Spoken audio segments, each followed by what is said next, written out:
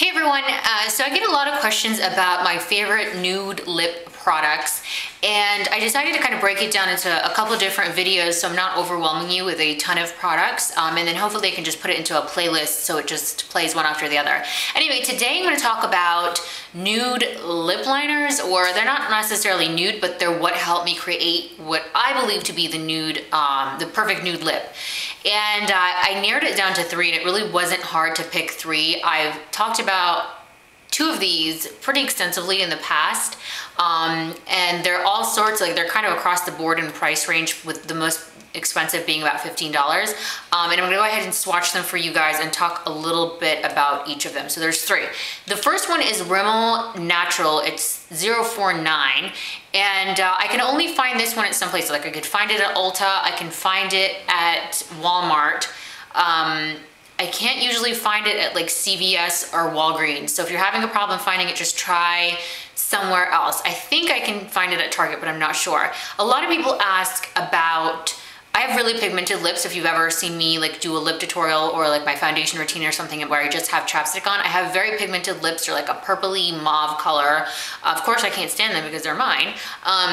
And a lot of people ask how to cancel out lips, and I think foundation or concealer can be a little too harsh and make you, especially if you have a skin tone that's like medium or darker, make your lips a little too pale. And this is my absolute favorite pencil. I always recommend this to people when they ask about canceling out lip color, because I love this because it's nude, but it's not gonna make your lips look pale.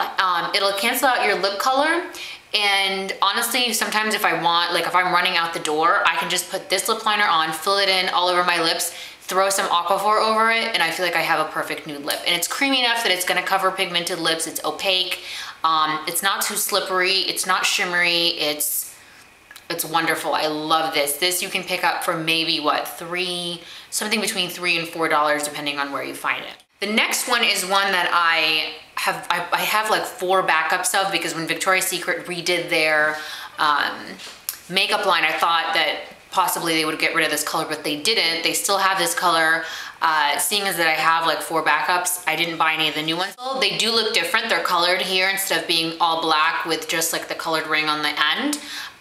This I absolutely love with like L'Oreal. It looks so much like the Rimmel one. It's a little bit pinker and deeper. This I love with L'Oreal Ferris Nude. I used to love it with L'Oreal Tawny, but that lipstick got discontinued. This was like what I wore in college. This lip liner, L'Oreal's Tawny, and then like a clear gloss or like a goldy lip gloss, and I absolutely love it. This runs about $10. It's very creamy. It's very opaque. Absolutely love it. If you've never tried, you know what? I actually like a lot of Victoria's Secret makeup, to the point where I want to do a video strictly about the products that I have that I like, because I love it, and I feel like if more people tried it, they would like it too, but it just doesn't get talked about enough. But that is one definitely to try. I do have the nude lip liner from Victoria's Secret. I don't love it as much as I love Ginger Spice. I love Ginger Spice. So the last one is the most expensive one. This one is about $15. It's from a brand called Mineral Fusion, and I found it at Whole Foods while I was just browsing. And it was kind of one of those things, the minute that I swatched it, I was like, this is amazing. It's beautiful. The color is called Elegant, and it's what I have on now, and then I have NYX lipstick, round lipstick in honey over it, and then just like a orange gloss. As you can tell, all these lip liners are like very same color family. This one is not as brown as Ginger Spice, and it's almost like a little more, has more pink peach tones in it than the Rimmel one. It's all the way out here, and this is so creamy, so beautiful. I've been reaching for it every day. As you can tell, the nub on the end needs to be sharpened. But this is like the perfect lip liner to put underneath a nude lipstick. For me, I know a lot of people do this. I know like this is a thing for like Kim Kardashian's makeup artist too, where he uses like a really brown based lip liner and then does a nude lip. That for me, like I already have too much pigment in my lips. My lips are not pale enough to be able to pull that off. It ends up looking like a brown lipstick. So I prefer like these pinky toned, light brown toned lip liners, and then I slap on like a nude lipstick over them, and then whatever gloss like I have on hand. The glosses I'm not really picky about, although when I share my lip glosses for nude lips, I'm gonna share ones that like are nude lip lifesavers.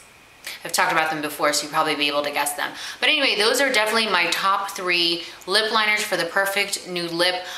This is not to say that I've tried every lip liner under the sun, not by any stretch of the imagination. I don't own any MAC lip liners. I know those are very popular, but these definitely get my stamp of approval. I absolutely love them, and I highly recommend you try them. And if you do, or if you have, please let me know what you guys think. Thank you guys so much for watching, and I will see you soon. Bye.